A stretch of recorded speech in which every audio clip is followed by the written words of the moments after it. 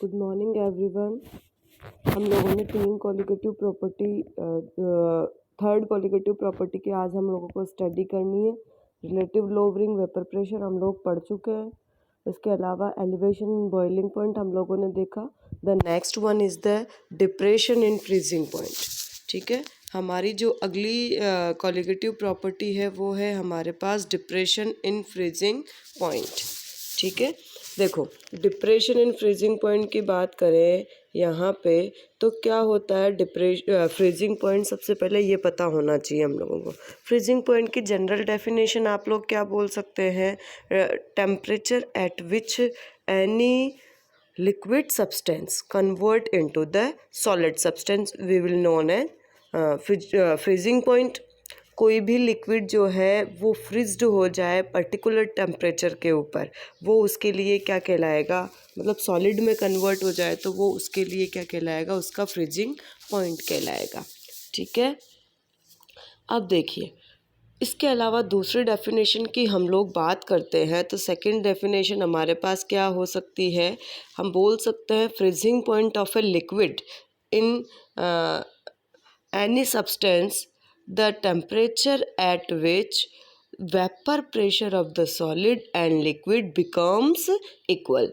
भाई हम लोगों ने जब बॉइलिंग पॉइंट की डेफिनेशन की बात कही तो भी हमने क्या बोला कि लिक्विड फेज और गैसियस फेज का जो प्रेशर है वो इक्वल होना चाहिए। इसी टाइप से यहाँ पे कौन कौन सी फेजेस की बात करेंगे हम लोग? Solid phase and liquid phase जो होती है उसका वेपर प्रेशर क्या होना चाहिए? इक्वल होना चाहिए। वो पॉइंट हमारे पास क्या कहलाता है? वो पॉइंट हमारे पास फ्रीजिंग पॉइंट कहलाता है। ठीक है, अब देखिए क्या होगा जब हम नॉन वॉलेटाइल सब्सटेंस ऐड करेंगे तो।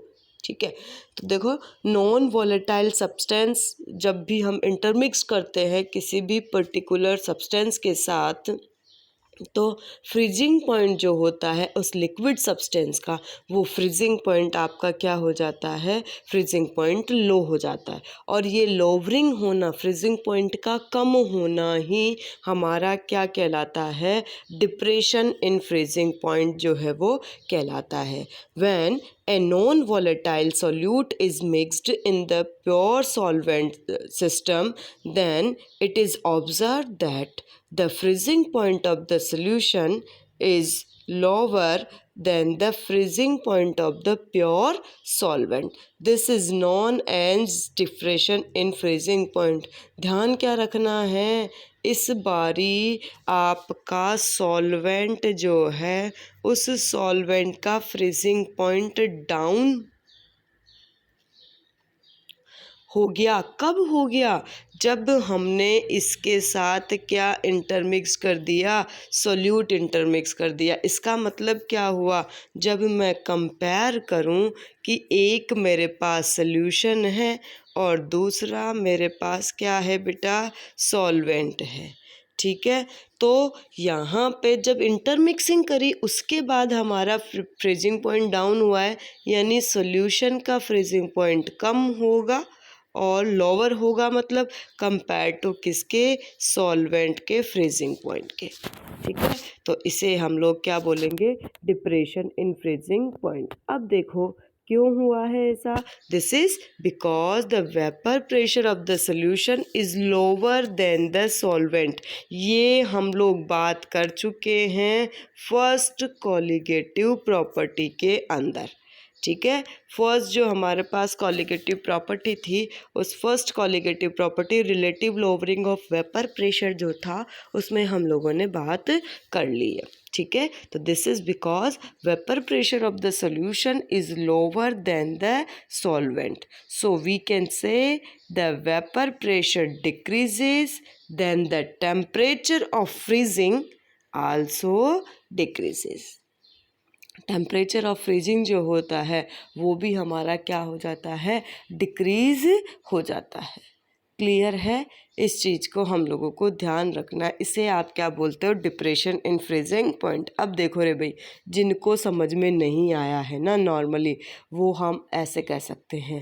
आप लोगों ने नोटिस करा कि हम लोग यदि बात करें तो जो कुल्फ़ी वाला होता है डेली, अभी गर्मी का सीज़न चल रहा है, ठीक है, और कुल्फ़ी वाला डेली कुल्फ़ी वाला अपने आता है, अपन लोग कुल्फ़ी खाते हैं मटका। कभी नोटिस किया आप लोगों ने उस कुल्फ़ी का लास्ट पार्ट जो है वो हमें कभी कभी जो है उसमें सॉल्ट का टेस्ट नज़र आता है, या कभी नज़र भी नहीं मतलब सॉल्ट का टेस्ट आता है, या फिर आप इसको पता है ऐसे भी ले सकते। कभी आपने देखा है किसी कुल्फ़ी वाले को, वो जो उसका आइस बॉक्स होता है ना, उस आइस बॉक्स के ऊपर हल्का सा नमक डालता है।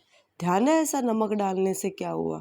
नमक डालने से उसका जो फ्रीजिंग पॉइंट था पर्टिकुलर, मतलब एक्चुअली क्या होता, आपका एटमॉस्फेरिक जो, जैसे ये उसका कंटेनर है और इसमें उसने क्या डाल रखी है, इसमें सपोज उसने आइस क्यूब्स डाल रखी है, ठीक है, ध्यान से सुनना।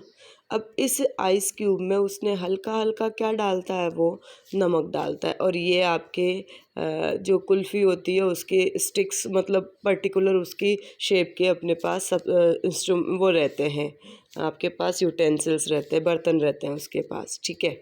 अब देखिए उसने ये इस आइस के यहाँ पे थोड़ा सा नमक डाला है। क्यों डाल रहा है वो नमक? ताकि उसकी बर्फ़ मेल्ट नहीं होए जल्दी से। भाई एक्चुअल में क्या होगा, ये आपका जो कंटेनर है ना बेटा, ये एटमॉस्फेरिक टेम्परेचर के कांटेक्ट में तो आएगा ही सही, ऑब्वियस सी बात है। भाई बाहर वाले टेम्परेचर के कांटेक्ट में आएगा या नहीं आएगा? आएगा भैया। अब जब ये बाहर वाले टेम्परेचर के कांटेक्ट में आएगा तो इस बर्फ़ को, ये जो आइस है उसको जल्दी से जल्दी क्या करने की कोशिश करेगा, मेल्ट करने की कोशिश करेगा। अब ये देखो, यदि वो मेल्ट करने की कोशिश करेगा तो पूरे दिन उसको कुल्फ़ी बेचनी है, तो उसकी कुल्फ़ी जमी होनी चाहिए, मतलब उसकी आइस जो है वो भी जल्दी से जल्दी मेल्ट नहीं होनी चाहिए। तो उसने क्या किया है, नमक डाला है। इस नमक से क्या होगा कि इस नमक से आपका जो आइस है वो आइस आपकी, हम ये बोल सकते हैं कि बेसिकली एटमॉस्फेरिक टेम्परेचर, जो बाहर वाला टेम्परेचर है उसको जल्दी से वो इफ़ेक्ट नहीं होने देगा, ठीक है। इस वजह से वो क्या डालता है उसमें, आइस क्यूब्स के साथ वो हल्का सा सॉल्ट डालता है। क्लियर है? अब इसका जस्ट उल्टा पार्ट जो है हम इसके एप्लीकेशंस में पढ़ेंगे। एप्लीकेशन में क्या पढ़ना है हम लोगों को कि भैया जब पर्टिकुलर पोलर एरियाज़ के अंदर आइस स्नोफॉल जब होता है तो उसको भी हम जो है पिघलाने के लिए उस पर्टिकुलर एटमॉस्फेयर में हम क्या डाल देते हैं, हम वहाँ पे सॉल्ट डालते हैं या एंटी फ्रीजिंग एजेंट्स को काम में लेते हैं। अब हम जस्ट बात करने वाले हैं इसके बारे में, ठीक है। अब देखो, उससे पहले देखो हम लोगों को बात करनी है यहाँ पे ग्राफिकल रिप्रेजेंटेशन, हम लोग, हाँ भाई, graphical representation of depression in freezing point की हम लोगों को बात करनी है। वही वाली चीज़, एक तरफ हम लोगों को रखना है क्या, वेपर प्रेशर, ठीक है, और सेकंड साइड हम किसकी बात करेंगे, आपके टेम्परेचर की बात करेंगे। हमने क्या बताया, सोल्यूशन जो है ना बेटा, उस सोल्यूशन का जो टेम्परेचर है, मतलब सोल्यूशन के लिए फ्रीजिंग पॉइंट जो है वो कम होगा कंपेयर टू किसके, सॉल्वेंट सिस्टम के, ठीक है। तो यहाँ पे वही, जब हमने ग्राफिकल रिप्रेजेंटेशन किया तो एक हम लोगों ने लिया है TF, दूसरा लिया है हम लोगों ने यहाँ पे TB। एक चीज़ ध्यान रखना, इसने दोनों ही TF कर रखे, वो गलत है, आप लोग करेक्शन कर लीजिएगा। यहाँ पे एक TF है और दूसरा TB है। मैं बता देती हूँ कौन सा TF है और कौन सा TB है। आप ये देखिए, सॉल्यूशन के लिए आपका ये जो है TF हम लोगों को रख देना है, और सॉल्वेंट के लिए आप चाहे तो T रख लो। और यदि आपको ऐसे लग रहा है कि जैसे यहाँ पे लिखा हुआ है, तो देखो डेल्टा TF तो क्या है, ये तो हमारा डिप्रेशन इन फ्रीजिंग पॉइंट है, ठीक है। और T जो है वो आपका किसके लिए बात कर रहा है, freezing point of the solution. मतलब यहाँ पे ये आपका TF नहीं आके यहाँ पे क्या आने वाला है, T आने वाला है। तो आप लोग थोड़ा सा करेक्शन कर लेना बेटा, इस TF की जगह हम लोगों को केवल T रिप्रेजेंट करना है। कमी आ रही है ना फ्रीजिंग पॉइंट में, ठीक है, तो ये थोड़ा सा कम रख लेना, टी रख लेना। उसके अलावा टी एफ यहाँ पे जो है वो आपका सॉल्वेंट के लिए बात करेगा। जब दोनों को ही ग्राफिकल रिप्रेजेंटेशन हम लोगों ने देखा तो क्या देखा है कि यहाँ पे जो सॉल्वेंट है उसके लिए हमारा वेपर प्रेशर और टेम्परेचर का ग्राफ आया है यहाँ पे, जबकि सॉल्यूशन के लिए उस वो वाला ग्राफ जो आया है वो आया है यहाँ पे। अब एक्चुअल में जब हम लोग देखेंगे इनका इंटर रिलेशनशिप तो वो क्या है कि इन दोनों के बीच में जैसे ही आपका एक स्टेट आपको दी हुई है, ये है हमारे पास क्या, लिक्विड सॉल्वेंट, ठीक है, और ये जो है लाइन आपको दिखाई दे रही है, ये लाइन है हमारे पास किसकी, ये लाइन है हमारे पास सॉल्यूशन की, और ये जो लाइन है ये हमारे पास लाइन किसके लिए है, सॉल्वेंट सिस्टम के लिए। मतलब आपको यदि ये ऐसे समझ में नहीं आए तो इसको आप सिंपली अपने तरीके से ऐसे बना सकते हैं। भैया ये ले लिया, इधर की तरफ मैंने वेपर प्रेशर ले लिया है, इधर की तरफ सपोज मैंने टेम्परेचर ले लिया है, ठीक है। एक आपका वेपर प्रेशर कम है किसके लिए, सॉल्यूशन के लिए, तो सपोज़ मेरे पास ये वाली लाइन आई है, ठीक है। सॉल्वेंट के लिए वेपर प्रेशर आपका क्या है भैया, ज़्यादा है, तो सपोज़ इसके लिए ये लाइन आई है। तो जब मैं ओवरऑल इनकी बात करूं तो इसके लिए तो मेरे पास ये वाली चीज़ आ रही है, ये पॉइंट आ रहा है, और इसके लिए जो है मेरे पास क्या आ रहा है, ये पॉइंट आ रहा है। तो जब मैं इन दोनों पॉइंट्स को मिलाने की कोशिश करूँगी तो मैं क्या कहूँगी, इसका ये पॉइंट और इसका ये पॉइंट, यानी आप यहाँ से क्या कर सकते हैं, लाइन खींच सकते हैं। मतलब ये इंटर रिलेशनशिप आप लोग इनमें बता सकते हैं। इस तरीके से है, उसको देख के बिल्कुल कंफ्यूज मत होना। ये देखो इसमें ये सॉल्वेंट के लिए शो कर रखा है और ये जो पार्ट है वो सॉल्यूशन के लिए शो कर रखा है, बट दोनों एट सेम टाइम हम बात करें तो आप इनके बीच में रिलेशनशिप की बात करो तो ये आपका इंटर रिलेशनशिप है जो किसको बता रहा है, ये बता रहा है हमारे पास किसको, डेल्टा टी बी को। क्लियर है, ये ध्यान रखना। अब देखो रे भाई, ये तो था उसका graphical representation. Now we will talk about किसकी वजह से ऐसा हुआ है। आप बोलोगे कि आपने जो सोल्यूट डाला है, जो नॉन वॉलेटाइल सब्सटेंस हम लोगों ने ऐड किया है, इसकी वजह से हमारे पास ऐसा आ रहा है। इसका मतलब हम ये बोल सकते हैं कि ये जो डिप्रेशन आया है, डेल्टा टी एफ जो आया है, वो किसकी वजह से आया है, डेल्टा टी एफ हमारे पास आया है आपका सोल्यूट पार्टिकल्स की वजह से, ठीक है। तो सेम जिस तरीके से हम लोगों ने आपका एलिवेशन इन बॉइलिंग पॉइंट करा, वैसा ही रिलेशनशिप की बात करेंगे हम, इनके मॉलिक्यूलर मासेस वगैरह की बात करेंगे, यहाँ पे मोलरिटी की बात करेंगे। वी नो दैट, ये क्या बोल रहा है, we know that it is depend on the molarity of the solution. ये किस पर डिपेंड करता है, मोलरिटी ऑफ द सोल्यूशन पर डिपेंड करता है। तो सिंपली हम लोग क्या बोल सकते हैं बेटा कि delta T F directly proportional है किसके, एम के, और एम यानी मोलरिटी। और आप लोगों ने प्रोपोर्शनलिटी साइन हटाया, जिस तरीके से वहाँ पे एक के बी आया था इब्यूलोस्कोपिक कांस्टेंट बॉइलिंग पॉइंट वाले केस में, इसी तरह से यहाँ पे के एफ आएगा डिप्रेशन वाले केस में।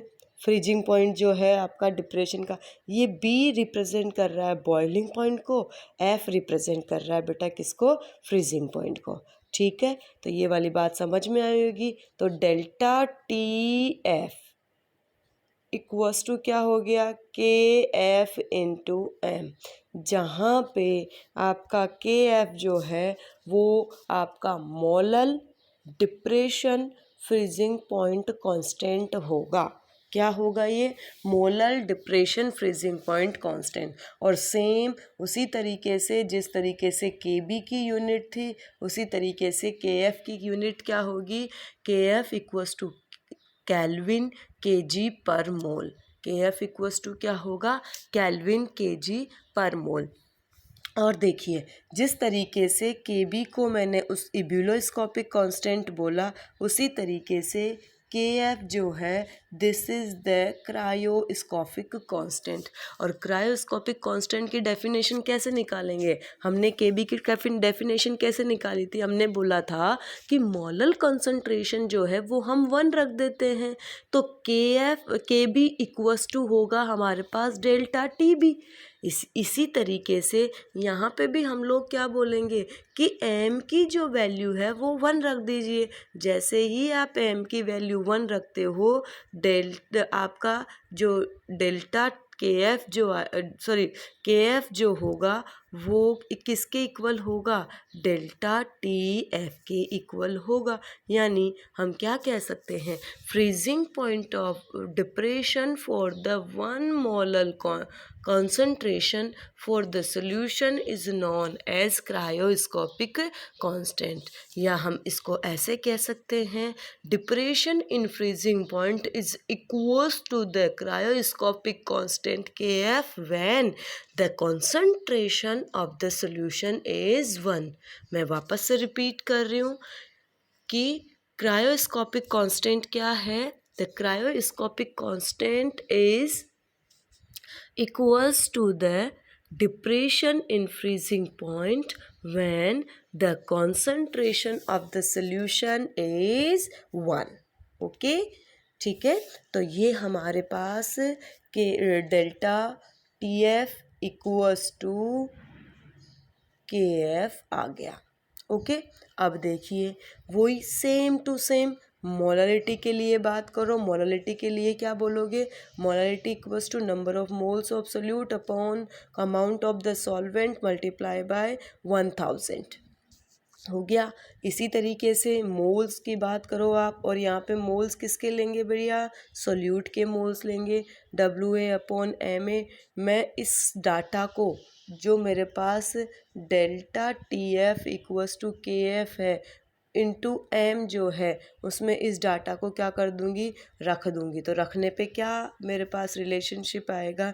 Delta TF equals to KF WA/MA into 1000 upon ये क्या है? सॉल्वेंट। और सॉल्वेंट के लिए मास आप लोगों ने पहले भी देखा हुआ है, ये हो गया WP।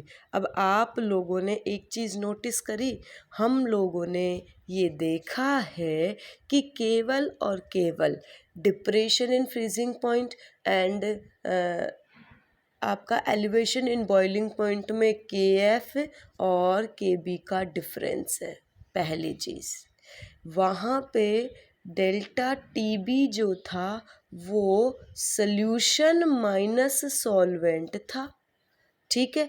जबकि यहाँ पे डेल्टा TF जो है वो सॉल्वेंट माइनस क्या है? सल्यूशन है। बस रिप्रेजेंटेशन में इतना सा हम लोगों को ध्यान रखना है, ठीक है। एक एलिवेशन की बात कर रहा है, एक डिप्रेशन की बात कर रहा है, ठीक है। Thank you so much. ये आपका रिप्रेजेंटेशन है, संग के संग भैया कॉपी में उतार लेना, ज़्यादा बेटर रहेगा।